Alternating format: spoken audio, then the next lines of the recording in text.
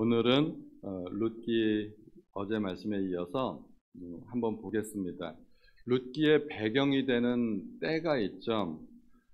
나오미가 돌아왔을 때, 그때가 마침 보리 추수를 시작할 때였습니다. 우리 읽진 않았지만 22절에 보면 모압 여인 룻과 함께 돌아오는데 그들이 보리 추수를 시작할 때 베들레헴에 이르렀다고 합니다. 보리 추수를 시작할 때면은 유대인의 절기로 어디에 해당이 될 것 같으세요?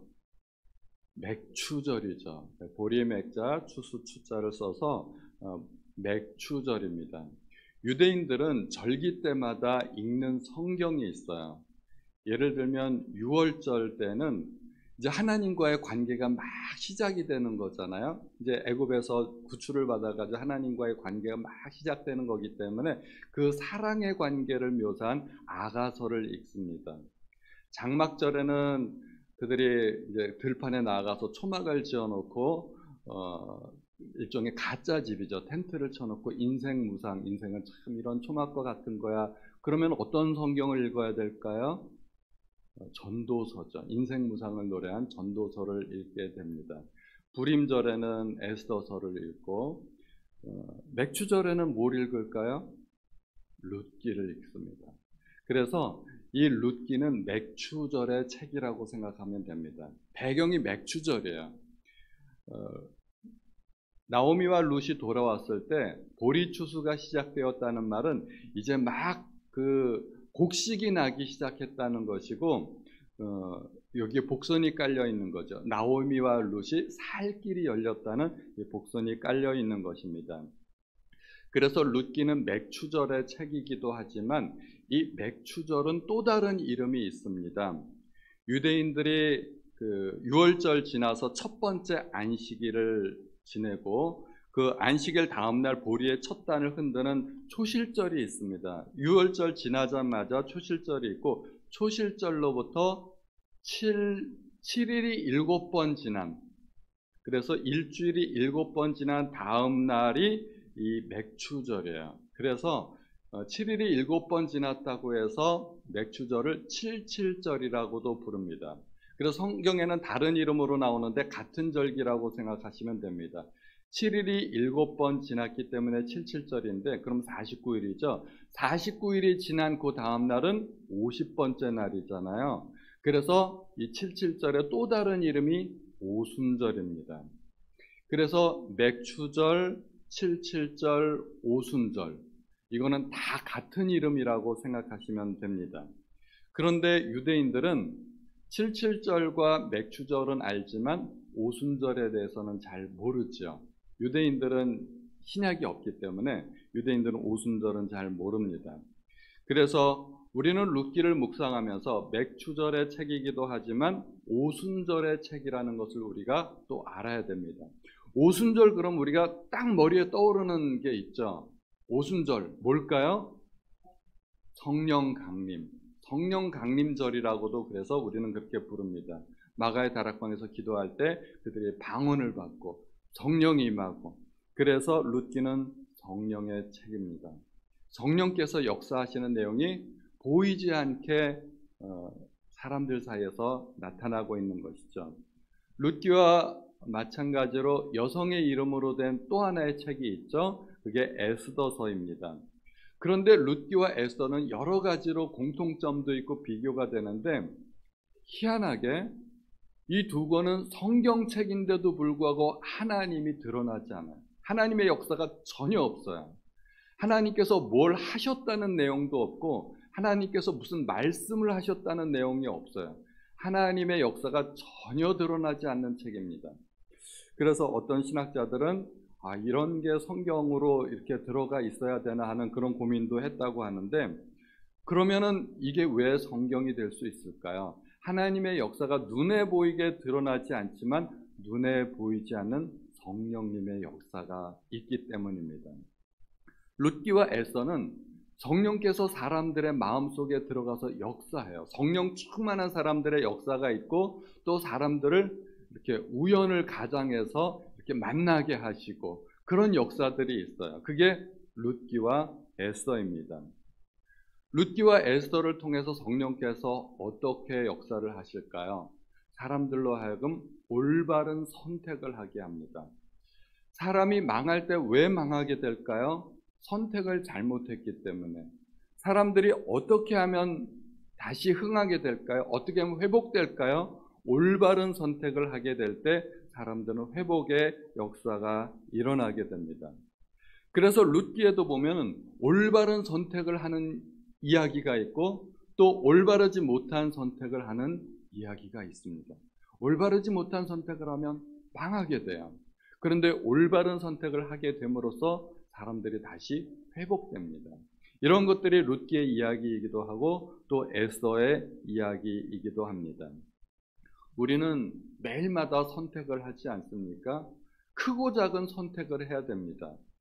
예를 들면 저는 이제 보통 때 새벽 예배를 드리면은 좀 캐주얼하게 그렇게 입고 나옵니다. 그 티에다가 양복 하나만 걸치고 나오는데 오늘 아침에도 제가 평소처럼 할까 아니면 주일 예배처럼 할까, 특세니까 주일 예배처럼 입어야 되겠다. 그래서 어제와 똑같은 복장으로 양복에 와이셔츠에 넥타이를 메고 나왔습니다. 이런 것도 하나의 선택이잖아요. 아침에 내가 무슨 넥타이를 할까? 여자분들은 아침에 내가 무슨 색 립스틱을 바를까? 이런 작은 선택에서부터 인생의 큰 결정을 내릴 수 있는 그런 선택도 하게 됩니다. 우리가 예전에 광고에 보면 순간의 선택이 10년을 좌우한다고 하는데, 그러나 어떤 선택은 순간의 선택이 평생을 좌우하기도 합니다. 룻기 1장은 우리에게 선택의 교훈을 알려주는 내용입니다. 이스라엘 땅은 백성들의 범죄로 극심한 흉년이 들게 됩니다. 사실은 하나님께서 젖과 꿀이 흐르는 땅이라고 약속한 땅이고 복 주시겠다고 약속한 땅인데 하나님의 약속이 이루어지지 않았어요. 왜냐하면 사사기 시대 백성들의 범죄가 있었기 때문입니다. 끊임없이 하나님을 떠나고 반역하고 배역하고, 그래서 하나님께서 징계를 내리시는 것이죠. 젖과 꿀이 흐르는 땅에도 하나님께서 복 주시겠다고 약속하신 땅에도 흉년이 찾아올 수 있다는 것입니다. 이건 자연재해가 아니에요. 하나님의 징계인 것이죠. 엘리멜렉과 나오미도 이때 선택을 해야 했습니다. 이 땅에 남을 것인가, 징계를 피해서 도망할 것인가. 엘리멜렉과 나오미는 이방 땅으로, 모압 땅으로 도망가기로 결정을 내렸습니다. 그런데 사실은 그것이 잘못된 결정이었죠. 물질적인 그 안식을 누리기 위해서, 내가 가진 창고를 열지 않기 위해서, 가난한 이웃을 돌보지 않기 위해서, 또 하나님의 징계를 피해서 사실은 도망갔습니다. 도망갔는데 그것이 잘못된 선택이었던 것이죠. 잠깐 갔다가 온 것도 아니고 갔다가 눌러 앉아버렸습니다. 10년 동안이나 있었던 것이죠. 돌아오지 않을 생각으로 갔던 것입니다. 그것은 하나님을 떠난 것이었습니다. 모압 땅을 다스리는 그 신의 영역으로 들어간 것입니다. 신앙을 버린 것이죠. 사실은 나오미가 신앙이 그렇게 없는 사람이 아니에요. 두 며느리들을 신앙으로 키운 것을 보면 굉장히 신앙이 좋은 사람입니다. 그런데 한순간 선택을 잘못했던 거죠.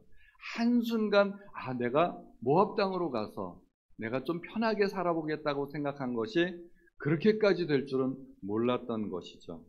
우리는 어떤 선택을 해야 될까요? 어려워도 영적인 선택을 해야 됩니다. 좀 힘들어도 하나님이 기뻐하시는 선택을 해야 됩니다. 우리가 쉬운 결정을 내리게 되면 육신의 정욕, 안목의 정욕, 이생의 자랑을 따라서 얼마든지 육신적인 결정을 내릴 수 있는데 결과가 좋지 않다는 것입니다. 나오미는 두 아들을 이방 여인들과 결혼시키지 않았습니까? 그런데 신명기에서는 뭐라고 얘기합니까? 또 그들과 혼인하지도 말지니 내 딸을 그들의 아들에게 주지 말 것이요 그들의 딸도 내 며느리도 삼지 말 것은 그가 내 아들을 유혹하여 그가 여호와를 떠나고 다른 신들을 섬기게 하므로 여호와께서 너희에게 진노하사 갑자기 너희를 멸하실 것임이니라. 서로 통혼하지 말라고 하나님께서 명령해 주셨어요. 그런데 나오미는 정말 하나님의 은혜였죠. 이런 효성스러운 며느리들을 얻은 것은 정말 하나님의 은혜입니다. 이런 일들이 보통 일어난다고 생각하시면 안 됩니다. 절대로 안 돼요. 이방 여인들과 결혼해서 망한 사람이 있죠. 솔로몬입니다. 솔로몬 때 그 수많은 이방 여인들을 아내로 또 첩으로 들여가지고 이스라엘이 완전히 그 우상 전시회장처럼 그렇게 돼버렸어요. 완전히 그 솔로몬 때문에 나라가 망해버린 겁니다. 나라가 그 아들 때 가서 두 쪽이 나지 않습니까? 원래는 그렇게 돼야 되는데 나오미는 정말 특별한 하나님의 은혜가 있었기 때문에 다시 돌아오게 되고 회복되고 또 특별히 신앙이 있는 자부들을 얻게 되는 것이죠. 그 남편과 두 아들이 죽은 것도 사실은 우연으로 보기가 좀 힘들죠. 그것은 어쩌면 하나님의 징계였을 것입니다. 저는 그렇게 생각이 듭니다. 하나님의 징계였습니다. 남편 잃고 두 아들 잃고 거기서 또 재산도 다 잃어버리고 결국은 어떻게 됩니까? 돌아오게 됩니다. 이 돌아오는 결정을 하기로 한 것은 대단히 훌륭한 결정이고 잘 했던 결정입니다. 상황이 그렇게 이끌어가는 거죠. 모압 지방에서 나오미가 더 이상 살 수가 없어요. 살 수 있는 방법이 없어요. 과부가 이방 땅에서 살 수 있는 방법이 뭐가 있겠어요? 정상적으로는 살 수가 없는 것입니다. 그들을 살릴 수 있는 법이 없어요. 그런데 이스라엘 땅으로 돌아오면 그들을 살릴 수 있는 하나님의 법이 있는 거예요. 이삭 줍기 있죠? 땅을 무르는 제도가 있죠? 그래서 얼마든지 살아갈 수가 있어요. 그들은 하나님의 법을 피해서 도망갔는데 그 하나님의 법이 그들을 살리게 되는 것입니다. 그래서 나오미는 두 며느리들과 함께 베들레헴으로 돌아갈 결정을 합니다. 비로소 때늦은 올바른 올바른 선택을 하게 되는 것이죠. 베들레헴으로 돌아온다는 것은 그들이 하나님께로 돌아온다는 의미가 있습니다. 나오미가 재앙을 만나 잃어버린 모든 것들을 하나님께서 회복시켜 주시게 됩니다. 돌아온 탕순이에게 하나님께서 다 주시는 것입니다. 저는 이 룻기에서 또 다른 이 선택의 기로에 놓인 두 명을 보게 됩니다. 그게 오르바와 룻입니다. 오르바는 참 안타까운 인물입니다.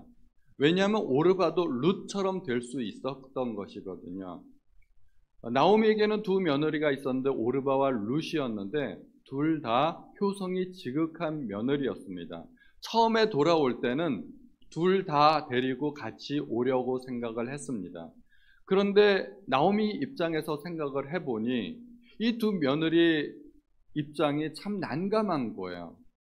이게 이스라엘 법으로 따지면 자기가 또 아들을 낳아가지고 그 며느리들에게 주어서 또 아들이 생기게 하고 뭐 이렇게 해야 되는데 그럴 가능성도 없고 이 며느리들 입장에서 생각해 보니까 차라리 고향 땅으로 돌아가서 고향 사람들과 함께 어울려서 살고 거기서 다시 재혼해서 사는 것이 며느리들 입장에서 행복하겠다 하는 생각이 드는 거죠. 그래서 처음에는 같이 돌아오려고 했는데 이 시어머니가 며느리들을 돌려보냅니다. 그런데 이 며느리들이 완강하게 저희는 어머니를 따라가겠습니다 했죠. 그랬더니 이 두 번째 처음에 한번 돌려보내는데 두 번째 또다시 돌려보내는 이야기를 합니다. 두 번째 완강한 돌려보내는 이야기를 듣고서 오르바가 마음을 돌이킵니다. 돌아가게 되죠. 근데 룻은 마음을 돌이키지 않는 거예요. 세 번째 또 이야기합니다. 시어머니가 세 번을 이야기하는데 룻이 완강하게 이야기함으로 말미암아 룻은 결국 시어머니를 따라가게 됩니다. 오르바는 이 룻기 1장에서 이름이 한번 나오고요. 그 다음에 다시는 성경에서 이름이 나오지 않습니다. 우리에게 잊혀진 여인이 되어버리고 마는 것입니다. 오르바도 사실은 믿음의 사람이 될 수 있는 찬스가 있었는데 기회를 놓쳐버린 것이죠. 오르바가 어떻게 되었을까요? 모압 땅으로 돌아가서 재혼을 했는지, 행복하게 살았는지, 평생 과부로 살았는지 아무도 몰라요. 그 결과를 아무도 모르고 사람들의 기억 속에서 이제는 1장을 지나면서 잊혀지게 됩니다. 룻의 이름은 어떻게 됩니까? 룻기에서 끝나는 것 같은데 마태복음에 다시 등장해요. 우리의 머릿속에 다시 떠오르게 되는 인물이 이게 룻입니다. 기억되는 이름이죠. 성경에 보면 이 두 며느리의 이름을 기록하는데 오르바와 룻이라고 이야기합니다. 성경의 이름을 기록할 때는 남자와 여자가 등장할 때는 보통 남자의 이름을 먼저 씁니다.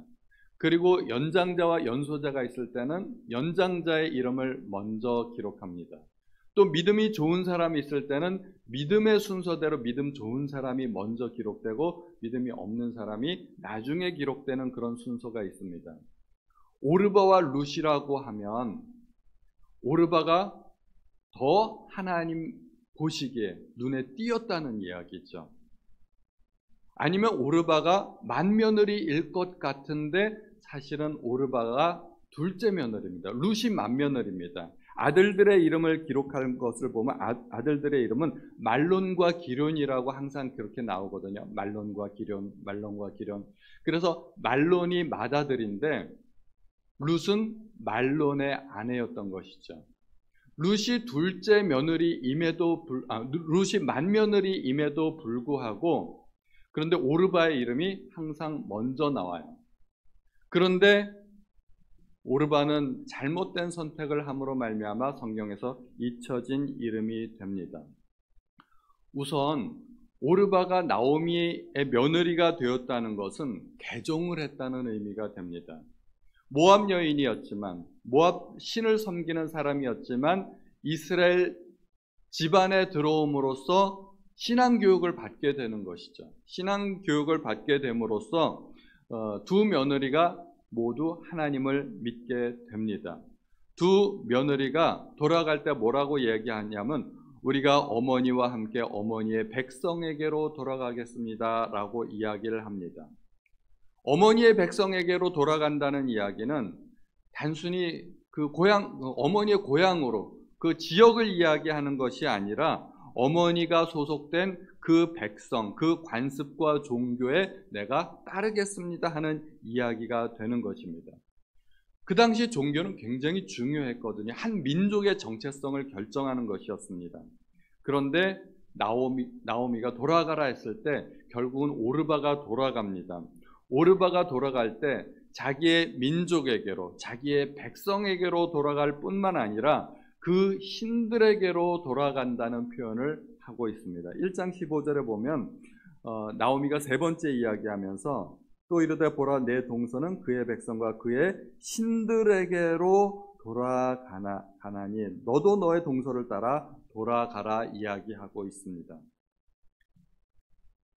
그 신앙을 버리라는 이야기죠. 기독교 신앙, 여호와 신앙을 버리라는 이야기까지 하고 있는 것입니다. 그리고 그렇게 했다는 것입니다. 그런데 룻은 그렇게 하지 않았습니다. 끝까지 어머니를 따르게 되는 것입니다. 룻은 어머니의 인생보다 오르바죠. 오르바는 어머니의 인생보다 자기의 인생을 선택했고 다른 민족 가운데 이방인으로서 섞여 살기보다 이스라엘 땅으로 가기보다 동족의 따뜻한 품 안에서 살기로 선택했던 것입니다. 그러면 오르바와 룻의 차이는 무엇이었을까요? 이것이 얼핏 보기에는 효성의 차이라고 우리가 그렇게 생각하기 쉬운데 오르바도 효성이 지극한 며느리였었습니다. 끝까지 함께 하지는 못했지만 불효막심한 이런 며느리는 아니었습니다. 그런데 우리가 룻과 오르바를 생각할 때 효성의 차이가 아니라 사실은 믿음의 차이라고 봐야 됩니다. 룻이 끝까지 어머니를 따르겠다고 했던 것은 그녀의 효성보다도 사실은 신앙 때문이었습니다. 룻기에서 가장 감동적이고 아름다운 말이 룻기 1장 16절 아닙니까? 룻이 이르되 내게 어머니를 떠나며 어머니를 따르지 말고 돌아가라 강권하지 마옵소서. 어머니께서 가시는 곳에 나도 가고 어머니께서 머무시는 곳에서 나도 머물겠나이다. 여기까지 보면은 효성이 지극한 며느리입니다. 그런데 어머니의 백성이 나의 백성이 되고 어머니의 하나님이 나의 하나님이 되시리니. 여기에서 룻의 신앙이 드러나는 것입니다. 어머니의 백성, 하나님이 택한 백성입니다. 나도 그 백성이 되겠다는 것입니다. 그리고 어머니가 섬기는 그 하나님이 내 하나님이 되겠다는 겁니다. 여기에서 룻의 신앙을 보게 됩니다. 많은 사람들이 룻기를 피상적으로 보면 효성이 지극한 한 며느리의 이야기구나 라고 생각을 합니다. 그래서 시어머니들이 룻기를 좋아하죠. 그래서 목사님들한테 은근히 옆에서 압박을 넣죠. 룻기 설교 좀 해주세요. 그런데 룻기는 효성 이야기가 아니에요. 룻기는 믿음의 이야기고 신앙 이야기입니다. 효성이 지극했던 며느리의 감동적인 이야기가 아니라 메시아의 조상이 되었고 그 계보에 편입되는 이방 여인의 믿음 이야기인 것입니다. 자신의 미래를 포기하고 자신의 젊음을 포기하고 늙으신 어머니를 보필하겠다는 인간적인 정과 의지를 드러내는 이야기가 아니고 여호와께서 참된 신이시고 그의 백성이 됨으로 인하여 구원을 받을 수 있다는 신앙적인 자기의 신앙을 고백한 한 이방 여인의 이야기, 그것이 바로 룻기입니다. 우리는 오르바와 룻을 보면서 비슷한 환경에 처했지만 결국 운명이 갈라지는 두 사람의 이야기를 보게 됩니다. 성경에서 그런 이야기들은 너무나 많습니다. 똑같은 환경에서 서로 운명이 갈라지는 이야기. 한 사람은 선택받습니다. 한 사람은 버림받습니다. 마태복음에 보면 그때 두 사람이 밭에 있으며 한 사람은 데려감을 당하고 한 사람은 버려둠을 당할 것이요. 두 여자가 맷돌질을 하고 있으며 한 사람은 데려감을 당하고 한 사람은 버려둠을 당할 것이라. 이런 이야기가 성경에 나옵니다. 왕이 베푼 잔치에서도 청함받은 자들과 택함 받은 자들의 운명이 갈라집니다. 청함을 받은 자는 많되 택함을 받은 자는 적으니라. 둘 다 똑같이 초청을 받았지만 그러나 한 사람만 택함을 받게 됩니다. 야곱과 에서는 쌍둥이 형제입니다. 그런데 하나님이 야곱을 선택하시고 에서는 버리셨습니다. 예수님이 십자가에 달리셨을 때 똑같이 좌우에 강도가 달렸습니다. 똑같이 십자가에 달려서 죽게 되었지만 그 두 강도의 운명이 갈립니다. 똑같은 환경에서. 그래서 이 세상에는 두 종류의 사람이 있습니다. 하나님께서 보시는 사람, 하나님께서 버리는 사람. 세상이 처음 창조될 때 빛이 있었고 어둠이 있었죠. 하나님께서 빛과 어둠을 나누셨습니다. 사람도 그렇게 나뉩니다. 빛의 자녀가 있고 어둠의 자녀가 있습니다. 에베소서에는 이렇게 말씀하죠. 너희가 전에는 어둠이더니 이제는 주 안에서 빛이라 빛의 자녀들처럼 행하라. 이렇게 빛의 자녀가 있고 어둠의 자녀인데 두 사람의 운명이 어떻게 결정이 되나요? 선택에 의해서 갈라집니다. 본인의 선택입니다. 오르바와 룻은 어떻게 운명이 갈라졌나요? 본인의 선택에 의해서. 십자가상의 강도도 두 사람의 선택에 의해서.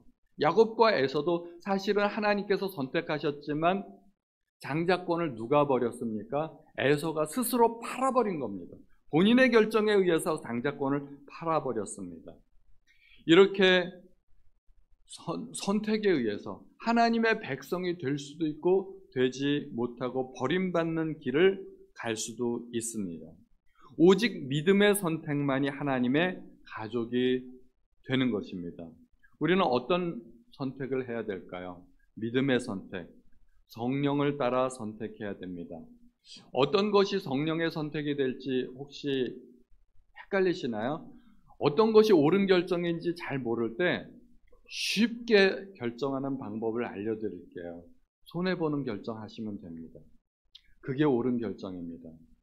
나오미가 모압으로 갈 때 나오미는 이익 보는 결정을 내리려고 모압으로 간 겁니다. 그런데 결과는 그렇지 않았죠. 오르바가 모압으로 돌아갔을 때 자기에게 그것이 더 이익이 된다고 생각했습니다. 룻은 어머니를 따르기로 결정했습니다. 이것은 완전히 손해보는 결정입니다. 자기의 전 인생을 다 포기하고 그뿐만 아니라 늙으신 시어머니를 봉양해야 되는 결정입니다. 그런데 성령께서 인도하신 것이고 그 길은 옳은 결정입니다.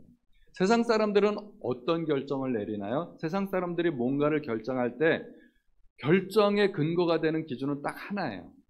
나에게 어느 것이 더 이익이 되는가. 세상 사람들은 딱 그거 하나만 봅니다. 이익이 되는 결정.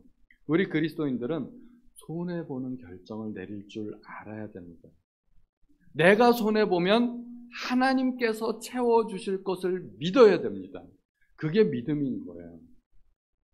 내가 이런 결정을 내리면 나 손해볼 텐데, 그런데 우리는 믿음이 있잖아요. 어떤 믿음? 그래도 하나님께서 채워주실 것이야. 그게 믿음인 거죠. 그래서 주님께서 뭐라고 말씀하시나요? 이는 다 이방인들이 구하는 것이라 너희 하늘 아버지께서는 이 모든 것이 너희에게 있어야 할 줄을 아시느니라. 하나님께서 아신다는 이야기가 뭐예요? 알긴 아는데 무관심하셔. 그러면 그 아는 게 아니죠. 하나님은 아실 뿐만 아니라 관심을 갖고 계시고 채워주신다는 말이에요. 하나님이 아시는데 안 채워주시면 모르는 거하고 똑같죠. 하나님은 아시고 채워주시는 하나님. 우리가 모든 결정을 내릴 때 눈에 보이는 유혹 따라 또 욕심을 따라 결정하지 말고 하나님이 기뻐하시는 결정, 나보다 남을 위한 결정, 손해보는 결정, 그런 결정 내리시는 우리 믿음의 성도님들 다 되시기를 예수님의 이름으로 축원드립니다.